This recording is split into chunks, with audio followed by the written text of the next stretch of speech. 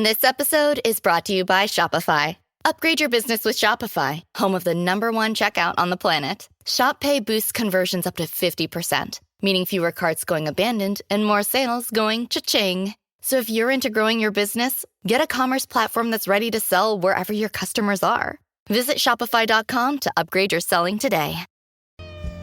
Welcome to DSC's Campfires with Larry Weissoon, a unique blend of hunting, fishing, wildlife conservation, and the outdoor lifestyle. DSC's Campfires is brought to you by DSC, Conservation, Education, and Hunter Advocacy. Hornady, accurate, deadly, dependable. Taurus, award-winning revolvers and pistols. Stealth Vision, high-tech, precision-driven equipment for the modern hunter. Mossberg, American-built, American-strong. Vineyard Max, deer attractants created for the aroma of success, game feeders, and other innovative hunting products. Red 55 Winery, signature wines from the Emmy Award-winning country artist Miranda Lambert, owned by Rick and Beverly Lambert. Welcome to another episode of DSC's Campfires. Our campfire today is in a place, actually a ranch in Texas, close to Dublin, Texas, where Dr. Pepper was originated many years ago. And I've got Mr. Bill Brown from Mossberg with me, and we're going to talk a little bit about guns, talk a little bit of hunting. Bill and I had the opportunity to share camp in a little bit farther north of here a little while ago. Bill, we were together up there on a moose hunt. Yeah, absolutely. A little bit different clothing that we were wearing up there. Yeah, and there's no snow, there's no ice that we had to deal with, and water here is a premium. So I don't think we're going to be on too many lakes and trying to paddle from one side to the other. Yeah, we weren't drinking directly from the lake down here like we were up there. Yeah, I got tickled. You asked the outfitter, said, "Now where are we going to get the water from?" Boy, that was a look on his face like, what kind of question is that? Who are we dealing with here? He just, we were right by the lake, and I asked, what's the deal with the water? And he's like, it's right here. And scoop it out and fill up your bottles. I'm like, all right. And it was fantastic. I kind of rolled the dice and let's see how sick I get. And no, it didn't happen. It's great crystal clear water. Oh, and delicious too. Of course, what a great camp to be able to share with you and John McClellan and also Jeff Johnson, and had an absolute blast on that trip. And you were fortunate to take a moose. Now, in so saying, you had a different rifle with you compared. Now, it was a Mossberg, but tell me a little bit about that rifle that you had with you there. Yeah, so for the moose hunt, was testing out a new rifle that we've got coming in 2025. There's a lot of trending towards shorter barreled rifles. Yes, sir. Definitely, there's a lot of advantages there for maneuverability. Of course, the use with suppressors is becoming a lot more common out there. For great reasons as well, related to safety around hearing loss. And so the short barrel Patriot was able to put together in a 7mm PRC, and that 20-inch barrel, we did some ballistic testing on it, and from a difference between a 24-inch barrel and that 20-inch barrel, we're only losing about 130 feet per second. That was very important to us because we didn't want to come out with a rifle that you lose the ballistics. It's like, what's the point of a Magnum caliber gun? And then I'm getting the benefit of it. Yeah, exactly. Yeah, burning your powder downrange instead of in the barrel. So we tested some barrels that are a little bit shorter than that, 18 inches. And the muzzle velocity drop, we felt too much. You lose that Magnum power, but the 20-inch seems to be the sweet spot for that 7 PRC, and that's what I took out on the moose hunt. Man, I tell you, number one, lugging it through the airports. I don't know how many airports we had to get to get to our final destination. Of course, the brush plane as well, and we had to weigh in our luggage before getting on that brush plane. And having to throw out some stuff and not take with us, every little ounce helped. That 2 to 4 inches of barrel, that made a difference as to what actually got to get on the plane. Yes, absolutely. So again, testing out that rifle. it worked out very nicely. Getting in and out of the boat, getting in and out of out of the tight spots through the woods. Of course, on the pack out as well. So when I was lucky enough to harvest that moose up on the mountain, where the tree line was basically, in the pack out, which was it was pretty sketchy at times, but that short barrel Patriot, which we're going to be launching in calendar 2025, was a great platform to use.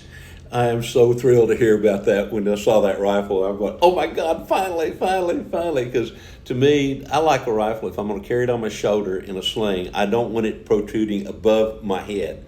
That way, when I get down through, have to crawl through brush or trees or whatever, that I know where that barrel is. It's not going to catch on everything I go to. Or if I'm carrying it at my side and I'm holding it by the pistol grip, it's not dragging the ground.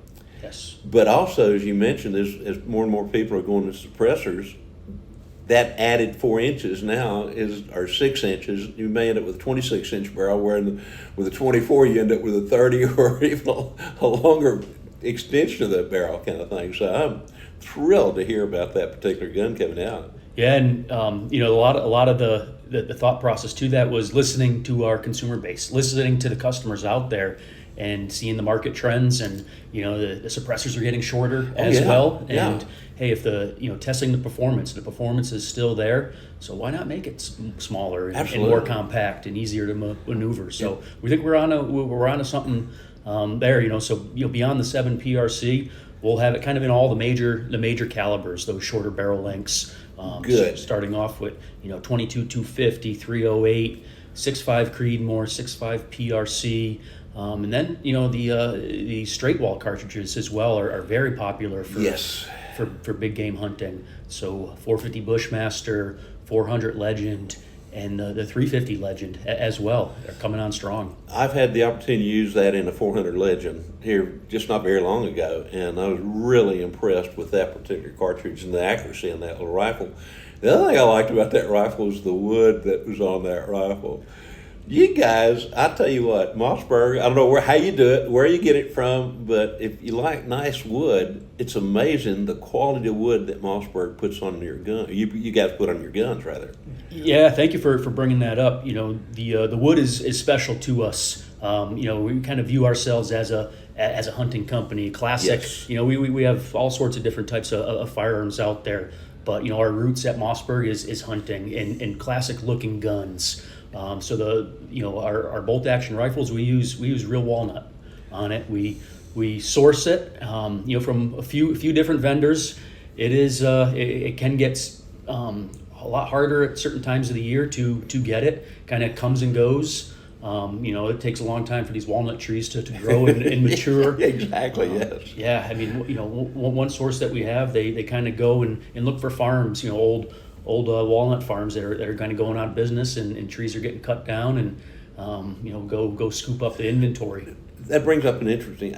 Several years ago, I was in on a lease in Kentucky, where the property initially was owned by a company who made walnut veneer. Mm-hmm. And a lot of those trees that they would cut them well above the stump once that tree started getting straight, just simply. So what about, has anybody ever looked into going to some of these old cut-over forests such as that, do you think? Because think of the crotchwood that you could get out of that kind of thing. Absolutely, yeah. So, there's people that's their full-time job is scouting, looking for old walnut trees, because even what you see above ground means there's some good stuff below ground as well. Yes. So get out the backhoe and start digging up that stump, and there's some beautiful wood in that stump. Oh yeah. But I've got to think about this. That may be something to look into up there. Absolutely. With the walnut that we do make, we source the wood.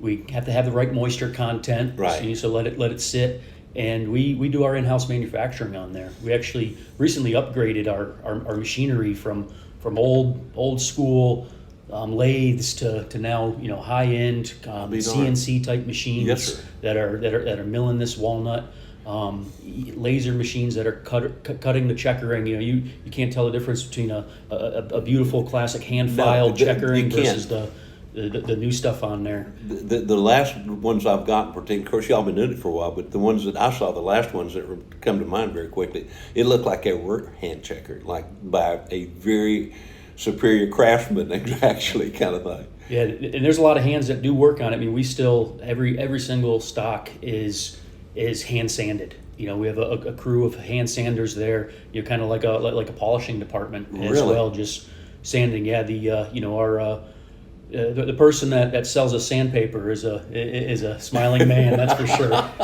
we go through quite a bit of sandpaper, and those long, huge long belts of sandpaper are put to work at the Mossberg factory. That's pretty cool, by golly. I now know why they look as good as what they do. I compliment Mossberg on what they're doing. I've worked with gun stores kind of thing in the past, and it always amazed me. There'll be all these fancy guns there, and yet there'll be maybe 8 or 10 really pretty wood.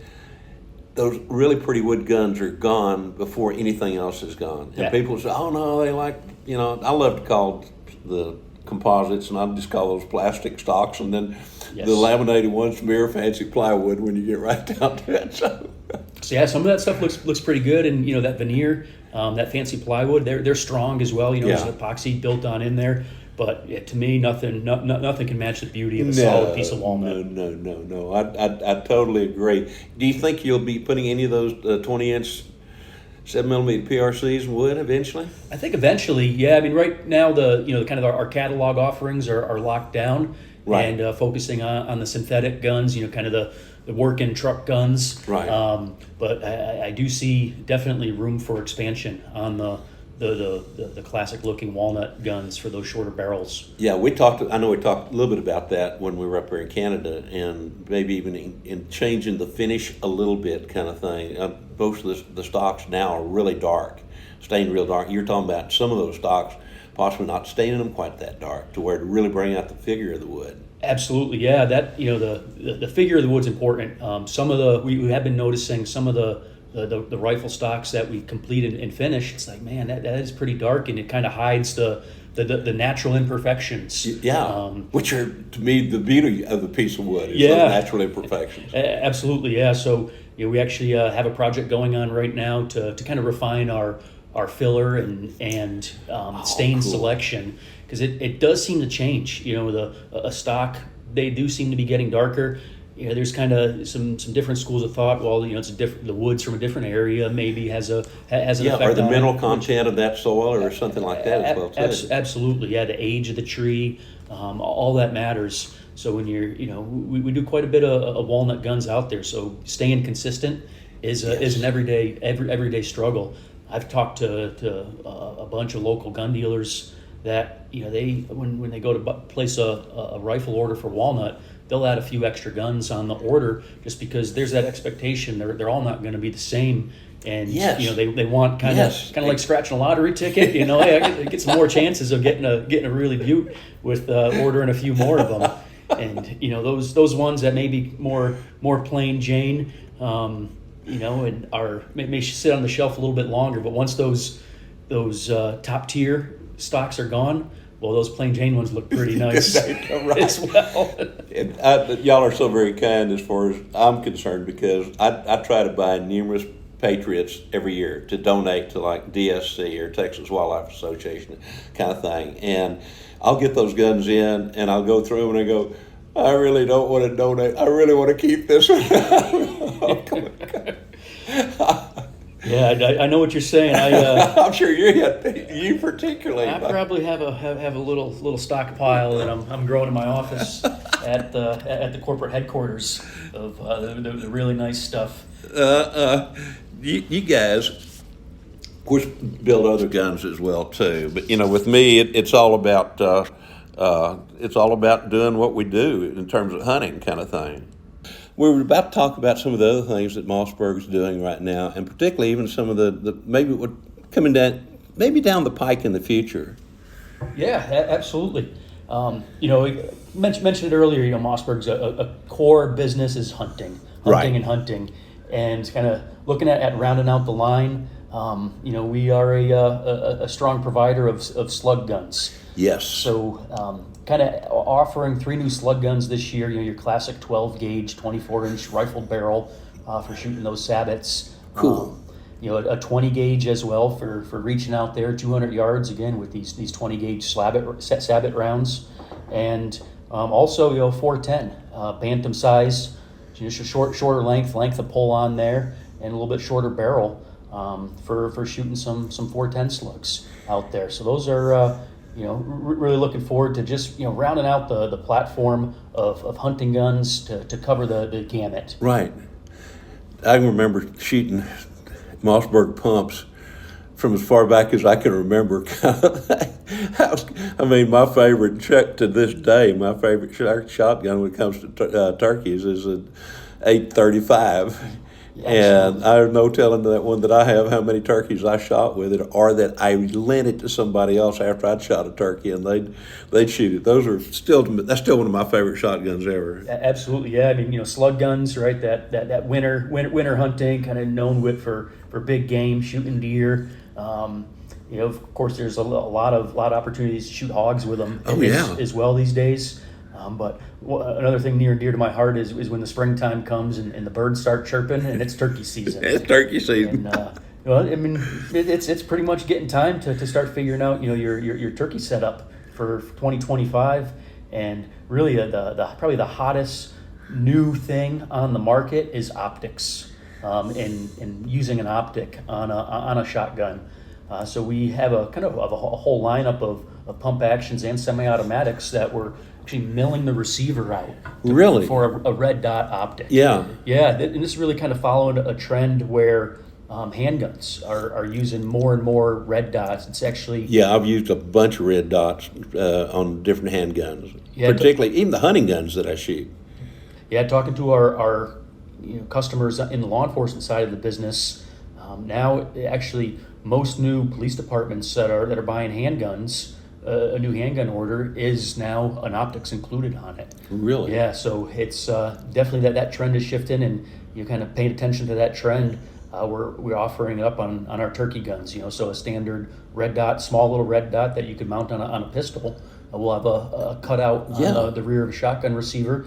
And if you don't want to use it, then there's a nice cover plate that covers it up to keep the nice lines and the smoothness there. But having that optic on there, and the dealers love it as well for offering a selection of guns kind of right out of the box. It has an optic on there that you can buy with the gun, and it ships with the optic on there. Yeah, and that kind of makes an added value kind of thing to it as well. And that particular red dot sight that you've got fits that gun. And it's like, oh my gosh, did I get the right size, as far as the fitting size of things. Absolutely, and some of them even match the colors. Oh, really? Yeah, we've got some green, so we're kind of a special makeup exclusive color with Hollow Sun. They're providing some of the red dots on our guns, and matched up that kind of classic mossy oak brown look to it with a Patriot brown color. It's kind of what we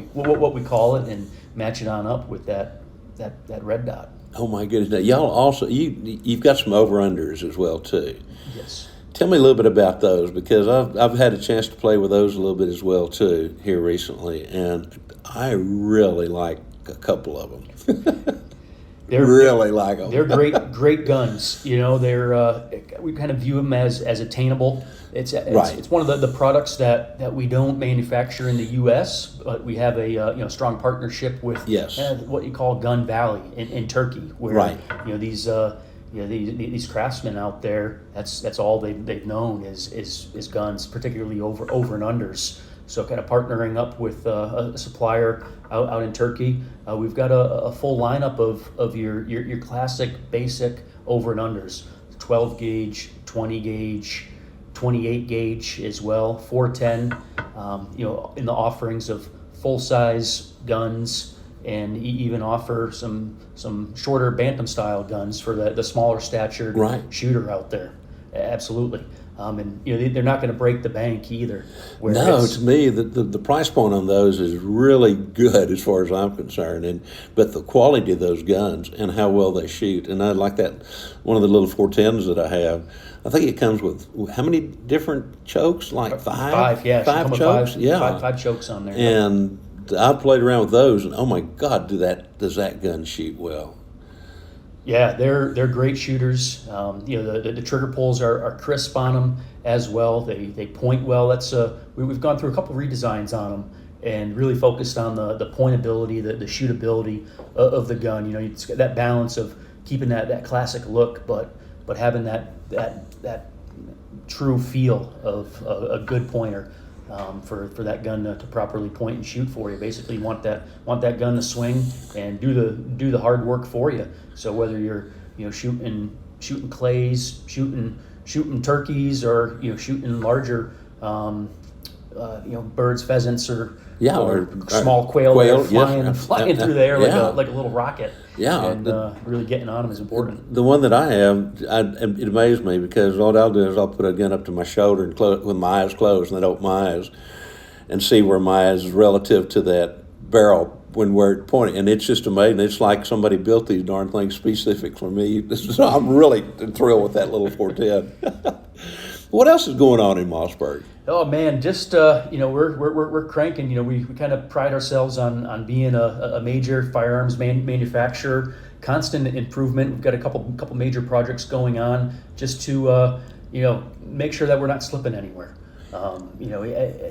Every X amount of guns that we manufacture, we pull them off the line and kind of do a deep dive into them. We'll cut the barrels on a rifle. Right. Take the rifling under a microscope to see, making sure that the lands and the grooves are the proper size. Just making sure that the twist is correct. A 1 8 twist barrel, you don't want it to be in 1.7. No, because those things can stretch and tools wear, and you got to make sure that they're always fresh. And then the colors, we talked about it a little bit on the wood where that right. wood can stretch, and same thing on the bluing side. We want to make sure that our bluings consistently our black oxide, which is kind of that black matte finish, stays consistent. We do a classic parkerized finish as well quite a bit, which has great corrosion resistance on it. A number of our duck guns, our waterfowl guns, and stuff we do for the military uses that phosphate cover coating to protect it with corrosion resistance. So really, the focusing on our current products, making sure we're not slipping anywhere, and need the innovation as well. So focusing on innovation, new products. This 2025, we got some real exciting new stuff coming that we've been working on for multiple amount of years. These are on the kind of the home security tactical side of the business. That we've been focusing on. So we got some really cool stuff coming in, new platform type items that were driven through working with professional users out there, and right. kind of seeing what the needs are, and then applying that across the product line. So you're not sitting still. Not sitting. No, absolutely can't be doing that. And listening to consumers. It's coming on. One of my favorite parts of the year is show season. Yeah. Right. And I'm not being sarcastic by any means. But working the consumer shows, of course, Dallas Safari Club, NRA shows, the Great American in Harrisburg, and all these shows where you can actually hear from the consumer, and see their faces light up. They're always asking what's new, what you got new, but at the same time they say, hey, where's this 835 at? And they want to they want to put that in their hands, and then they start telling stories about their first kills with an 835, who it was with, and the memories that they start to come on up. That's awesome. That's one of my favorite part of the show season. It always was mine when I was doing the show circuit more than I am now. But you mentioned the Great American. I'd hoped to be there this year, and unfortunately, I was going to be a speaker, and then I learned 3 or 4 days ago that there's some other stuff that I have committed to that I can't get out of, so I'm not going to be able to be there this year. But good Lord willing, I'll be there in 26. Yeah, I've got my time planned for that. I'm not doing the full 14 or 11, 12 days. I've done that in the past. Yes, that's quite the haul. Usually just working half of it will get you some type of flu. You can't make it through I can remember that show, and it started at like 9 or 10 o'clock in the morning, ran at 10 o'clock at night every night, and I'd be there working a booth for either a friend or for a company, and oh my gosh. But the beauty of it is the people that you meet like there at that show. Absolutely. I mean, you talk about real world America, that those folks are there. And of course, the same thing with some of these other shows that you mentioned as well too. Dallas Safari Club, we pride ourselves on, a lot of average Joe people showing up for that one, and maybe they're not going on safari somewhere, but they'll dream about it like I have. Absolutely. So those, to me, I love sitting around and listening. I love somebody comes up and first thing I'll do is ask, tell me about your hunting season. I want to know, what'd you do? Where'd you go? What'd you take? Kind of thing. Did your kids go with you? And to me, that is a really big part of everything that we do. But it's also a great place a listening board, as you mentioned, as to what people are saying about products, what they like, what they don't like, what they would like to see maybe in some instances as well too. Absolutely, yeah. I mean, that's extremely valuable for us. In listening to the customers. That's where ideas come from, right? And it comes from the end user, and you pick up on trends. Walking around the show floor, looking at the competition, yes. what customers are doing in those booths, going up, and what guns are they pulling off the rack, what's drawing their attention is extremely valuable information. It is, and it's also a great time to see old friends. I know that you got some guys that are dear friends of yours that work for some other companies beside Mossberg too, and to me, those are always great times to get together and just kind of catch up with everybody. Absolutely, I would kind of call it family reunion time. Time to it really is. Time to see everybody between we call it a camo bingo, because you'll see every single camo pattern ever created, walking around the show. Absolutely, you do. It seems like lately there's like a definitely that whole retro theme where people kind of pick out the oldest camo they've got, and they wear it to the show, and with kind of pride. Yeah, I noticed with Mossy Oak they've gone back to some of their old original patterns. I suspect Realtree is probably doing some of the same thing, and too bad Jim Crumley isn't around with tree bark, but I occasionally still see tree bark at those shows as well too. That's just made me chuckle because. Last week I spent the week back home hunting deer with slugs, slug gun season back home in the Northeast, and my classic orange hunting vest, which I think it's still legal. It's a little faded, but it's just still on the legal side. It's reversible, and the inside is tree bark. It's tree bark. Yeah, I bought it at Kmart, 35 years ago. And put that thing on, and all the memories start flowing, don't they? Absolutely, yeah. It's been sewed, patched, and worn pretty well. But I like that retro vest, near and dear to the heart. And it is tree bark. I want to ask a question about now. Where are the guns made? We have a couple manufacturing facilities. You buy a Mossberg, you look at it. It's going to be stamped North Haven, Connecticut, right? And that's where our receiver manufacturing is done. We got a lot of CNC machines up there where we do the machining. We also have a major manufacturing facility in Eagle Pass, Texas. That's where I wanted you to go. All right. I got there. When we're talking about retro, and the fast I got to thinking about it. We're in Texas. We're on a deer hunt, but you used to come to Texas a fair amount, I'm sure, to go down to the plant every once in a while. Absolutely, yeah. Flying to San Antonio and getting a car, a couple-hour drive south to Eagle Pass. Yeah, we have our big facility down there. You mentioned earlier the woodwork. We have a whole wood shop down there. Quite a bit of our assembly. Actually, most of our assembly is done down there. Yeah. Eagle Pass. Yeah, we ship from there as well. A lot of pride in the workforce down there that absolutely puts these guns together and shoots them. Our product service team that handles any issues with guns, because we'll be the first to admit you make 500,000 guns a year. Sometimes you're gonna have some issues, but we stand by them. Absolutely, and, you do. Call us on up. And now you can do the fancy online stuff, but we still have people on the phones that are based in the United States that'll answer the phone and have a conversation with you, troubleshoot your issue Yes, sir. that Yes, you're sir. having, and with the goal of kind of working through and, hey, can you kind of take care of the situation on your own? Maybe even send you a part to take care of it. If the gun needs to come back, then we'll absolutely do that. Send us your shipping label on out and get the gun back in the factory, and test it out, see what the issue is, and fix it, and then get it back to the customer. Well, I can tell you, being a Texan for many generations, or coming from many generations of Texans, you have no idea how proud I am of the fact that y'all are here. Because I love to take a Mossberg, but it's something. You want to guess where this is made? This one came from Texas. Yep, absolutely. Yeah, no, we're very proud of that, and the community's been great as well. Yes, sir, they have. The state legislature, it's a nice to do business in as we call it, a free state. A free state. Yes, yeah, sir. we kind of pride ourselves on that down here, and are just absolutely thrilled to have Mossberg in Texas.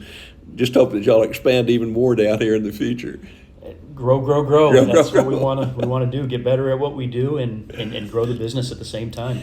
Bill, do you want to talk a little bit about you were able to take an absolutely beautiful 8-point buck here on this property. We're hunting with Travis Wright with Heart of Texas Outfitters, and the buck that you took was I love long brow tines, and I gave it away because those brow tines are 8-9 inches long or longer.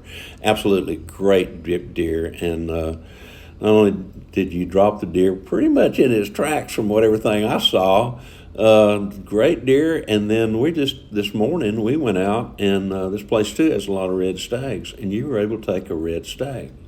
Yeah, phenomenal opportunity. Kind of starting with that whitetail. Doing the scouting and looking around. Some beautiful animals down here, and with the goal of being able to take a mature deer. But seeing those brow tines, I think those are the largest brow tines I've seen in person.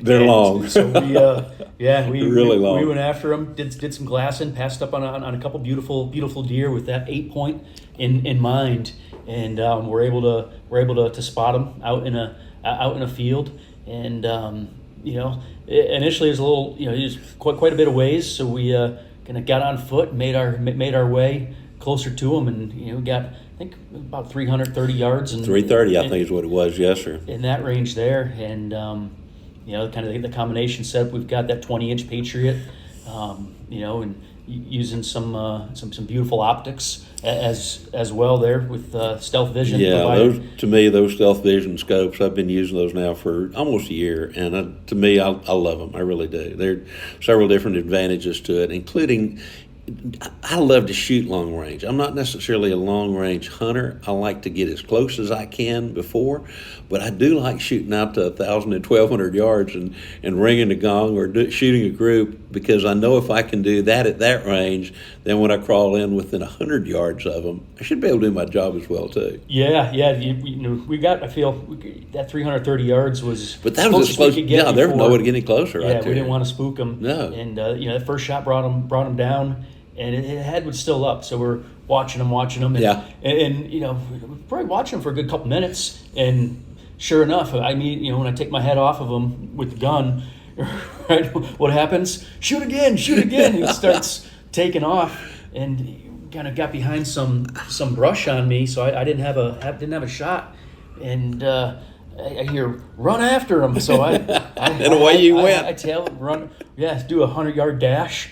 Huffing and puffing, peel up on him. Finally, when I had a shot on him, put that second one in him, and that finished things off there pretty quick. Didn't move after that. But no. It was I was laughing. It was the classic, right when you put your guard down after being a couple minutes of thinking things are over. I thought he was down. I mean, I really would. Then the next thing I know, I heard him shoot. I tried to say, shoot again. And then I saw you take off running. I go, yep. But very quickly thereafter, you put him down, and that was it, kind of thing. What about the red stag this morning? Oh man, that was a different hunt, right?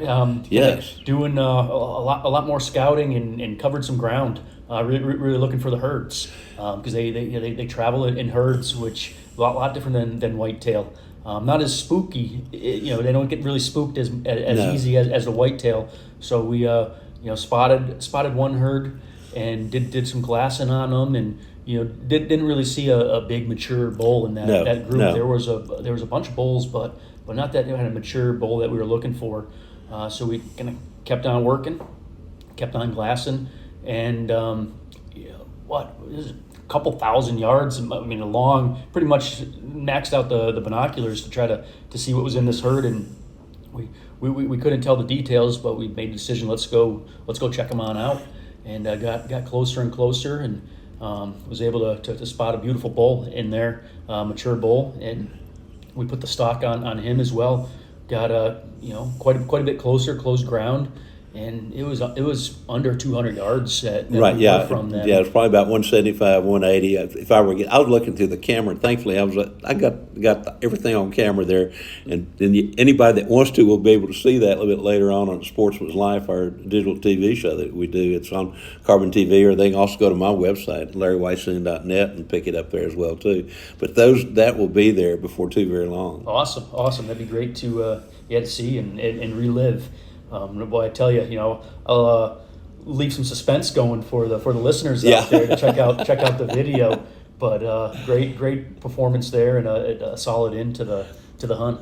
And both your animals were taken with Hornady ammo with the Precision Hunter, the 175 ELDX, right? Yes, absolutely. Yeah, that 175 grain ELDX. Boy, the bullets did what they were supposed to do. And you did use that same load on the moose too, didn't you? That same exact load, yeah. And actually, it's kind of coincidental, but my whitetail and the moose a couple months ago, that moose was 327 yards away, and it was pretty much straight down the mountain as well, and we couldn't get any closer. I'm a believer, try to get as close as we can. I know, and I like that. But also having confidence in the rifle and yes. the knowledge that we can successfully hit where we're aiming at those longer distances. Made these two harvests possible. Yes. Oh my God, what fun! Mm-hmm. But yeah, no credit to those bullets, those ELDX bullets. They got the job done for sure. The combination that you were shooting, as far as I'm concerned, with the Mossberg being one of my favorites, has been for a long time, of course, as well too. But with Hornady, and then now with the new Stealth Vision scopes that are out there, that is a pretty impressive, highly accurate combination. Yes, sir, absolutely. And another thing that we pride ourselves on with Mossberg is affordability. These rifles we feel are out there for everybody. It's not going to be the most expensive rifle on the rack, but I tell you what, it's going to shoot just like them. But I'll also tell you, with the pretty wood you guys have got, it's going to be the prettiest one on the rack as well. Yes, absolutely. Bill, I know there's some other projects in the mill. We'll talk about those, and we're doing some field testing here, if you will, on some new things, and we'll talk to people about that possibly in the future. I'd say maybe in about 6-8 months, or maybe a year from now. We'll see how things work with that. But there may be some new exciting news at that point as well too, of what Mossberg has done. As I said, Mossberg is never sitting still. Y'all always looking for ways to improve what you have, but it's kind of hard to improve on perfection sometimes. So you got to try. You got to try. Absolutely. You got to try. Bill, if somebody I know everybody knows how to get in touch with Mossberg, but what's the website, just in case somebody wants to go to the website and see what some of the latest things are that you have, or even to get in touch with somebody at Mossberg? Absolutely. The classic www.mossberg.com.